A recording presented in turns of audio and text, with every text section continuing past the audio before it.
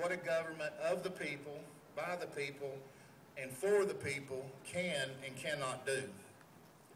Our founding fathers were without a doubt some of the most intelligent, insightful men in the history of our country. I really think that they knew without the Second Amendment, government would eventually fail to follow the entire constitutional amendments, all of them. The Second Amendment, I believe, was put in there to ensure that the government would never fail to follow the Constitution. In the mid-60s, we sat by and watched prayer be taken totally out of our schools and government because of an interpretation of the First Amendment by the Supreme Court. Now we can't even have the Ten Commandments on any government property, and we're not supposed to pray on government property. Yet every president and every elected official under the constitutional law places their hand on the Bible for their swearing-in ceremony, and the Supreme Court building in Washington, D.C. has the Ten Commandments inscribed on the front of it. The First Amendment was never intended to take God out of government.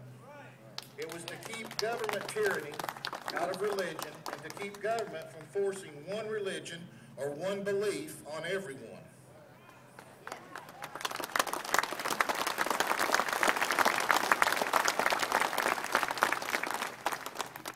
I do not want politicians in Washington, the majority of which I do not trust, having anything to do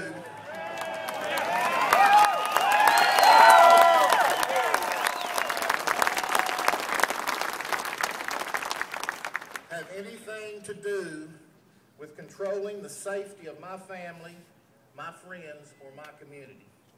If they can't even balance this country's finances and their checkbook, how can they have any idea what is best for us, the citizens?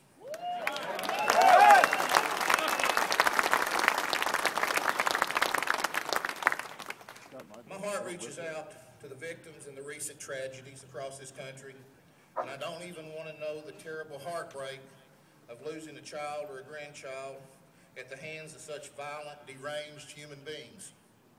But still, at no time can we blame these actions on the guns used and not the person.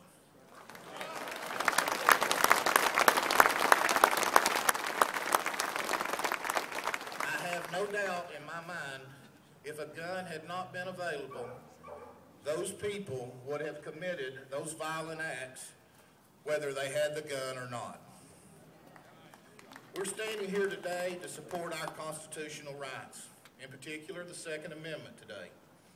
If we could pause for a minute and just look around at the war memorials on this courthouse grounds.